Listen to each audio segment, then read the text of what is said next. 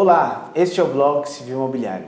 Hoje eu tenho enorme satisfação de entrevistar novamente a professora Renata Steiner, professora em Direito Civil. Ela é doutora pela USP. Nós já fizemos um vídeo a respeito de boa-fé e hoje eu gostaria de sugerir como dica de leitura agora a tese de doutorado da Renata aqui em São Paulo, com o professor Zanetti, reparação de danos, interesse positivo e interesse negativo, publicado pela editora Quartier Latam. Mas além disso, Renata, eu acho que um tema muito interessante e que tem muitos aspectos que envolvem o direito imobiliário dizem respeito à resolução do contrato. Qual foi o tratamento dado pelo Código no que diz respeito à resolução? Bom, Alexandre, primeiro, obrigada pelo convite, é um prazer poder falar novamente aqui no blog. O Código Civil brasileiro ele tem dois dispositivos sobre resolução do contrato, o 474 e o 475. O 474 ele diferencia entre os contratos que têm cláusula resolutiva expressa e aquela tácita, né? Dizendo então que no expresso, no caso de cláusula resolutiva expressa, ela se opera de pleno direito e no caso de cláusula resolutiva tácita depende de interpelação judicial. E o 475 diz que a parte lesada pelo descumprimento ela pode optar entre exigir o cumprimento ou exigir a resolução, nos dois casos cabendo então perdas e danos. São esses os únicos dispositivos do Código a respeito de resolução por incumprimento. O Código tem outras regras sobre resolução fora da hipótese de incumprimento, mas para que nos interessa aqui de incumprimento. E é bastante curioso como que esses dois dispositivos acabaram sendo interpretados pela doutrina e pela jurisprudência brasileiras, porque desses dois dispositivos, que a meu ver não dizem exatamente o que se chegou à conclusão nos tribunais, seria necessário, primeiro, notificar a parte que descumpriu o contrato para exercício do direito à resolução do contrato e, mais do que isso, eu precisaria necessariamente obter essa declaração por via judicial. Perfeito. Nada disso está realmente expresso no 475 nem no 474 do Código Civil. De fato, você tocou num ponto importante, Renata, porque é muito comum, por exemplo, trazendo aqui para o direito imobiliário, nos contratos de compromisso de compra e venda de imóveis, é muito comum ter a cláusula resolutiva expressa e há não muito tempo atrás, se o adquirente ele deixasse de cumprir as obrigações decorrentes do contrato, ele era muitas vezes notificado justamente pelo incorporador para que ele purgasse a mora nos termos do Decreto-Lei 745 de 1969. E que se não fosse purgada a mora, isso agora seria considerado, segundo a lei, como inadimplemento absoluto. E uma vez ocorrido o inadimplemento absoluto, a construtora já não poderia considerar, mesmo nessa hipótese, como resolvido o contrato, porque era necessário uma ação de resolução contratual. Antes de você criticar isso, que eu também concordo com o que você vai dizer, mas eu também gostaria de dizer o efeito prático que isso trouxe, porque uma ação de resolução contratual, ela vai durar até o trânsito em julgado, ou ela poderia durar coisa de 10 a 15 anos. Enquanto não resolvido o contrato, não poderia entrar com uma ação de reintegração de posse. Então a construtora não poderia reaver o imóvel e era ruim também para o próprio adquirente, porque o adquirente ele ao final da resolução contratual, ele ficava com uma dívida absolutamente impagável para ele, né?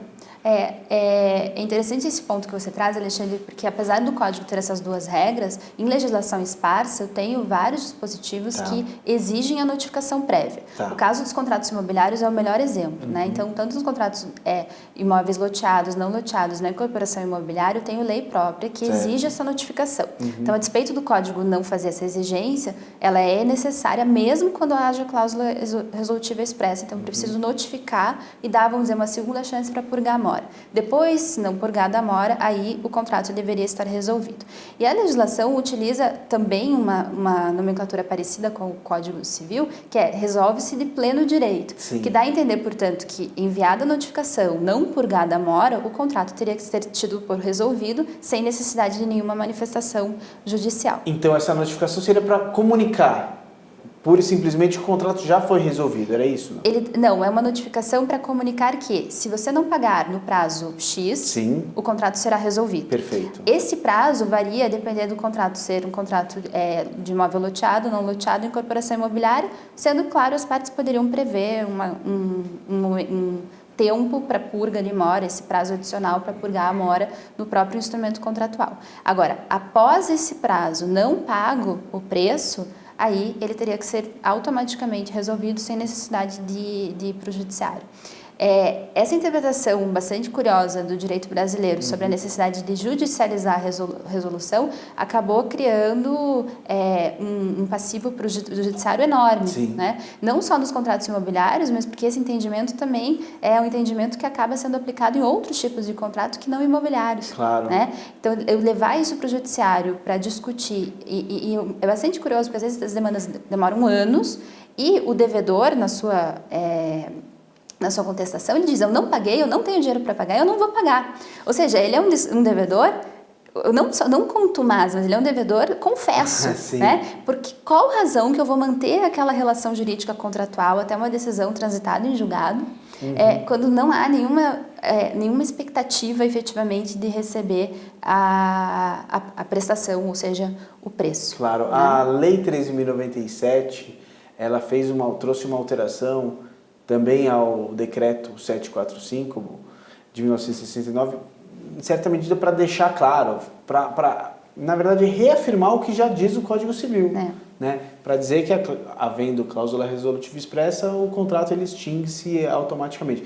E a partir daí, realmente, a gente conseguiu algumas decisões já verificar que, ao invés de eu entrar com a ação de resolução contratual, eu já entrava com a ação de reintegração de posse, demonstrando que houve a notificação, transcorreu o prazo e, portanto, cabia a extinção contratual. Como é que você vê essa alteração legislativa da 13.097? Eu vejo que, infelizmente, no Brasil, às vezes, é preciso legislar para dizer o óbvio. Né? E eu acho que foi isso que aconteceu. Vem em boa hora, porque deixa bastante claro, realmente, que não há sentido judicializar essas questões. Mas aí, fazendo um gancho até com a tua pergunta, eu tenho dois tipos, ou duas situações diferentes na resolução. Eu posso ter uma resolução que se opera simplesmente na relação contratual, porque não houve ainda a entrega do bem, e tenho a resolução daqueles casos em que já houve a entrega do bem. Né? Quando já houve a entrega do bem, é inevitável ter que entrar com uma ação de direito real, né, para retomar aquele bem. Mas quando não houver, não haveria nem sentido ter que fazer uma ação judicial e judicializar algo que poderia ser resolvido simplesmente no plano do direito obrigacional. Né? Então, acabou criando uma complexidade que não precisaria ser. É claro que com uma tentativa ou com um discurso de proteção do adquirente. Né? Mas para isso a gente tem outros mecanismos e, é claro, se o adquirente entende que foi lesado por uma resolução indevida, ele sempre vai ter o direito de ação para discutir aquela resolução. Claro. Né? Mas eu não posso transformar isso como uma regra para resolver o contrato antes mesmo de se discutir se o adquirente tem ou não direito ali a uma... Não faz o menor sentido. Não faz. Renata, mais uma vez eu queria agradecer muitíssimo pela sua brilhante entrevista. Eu sou seu fã, gosto muito das suas obras e você também se mostrou muito clara nas suas afirmações aqui a respeito de um tema muito complexo, que é justamente a resolução. Eu que agradeço, Alexandre. Obrigada. Essa foi Renata Steiner e até a próxima.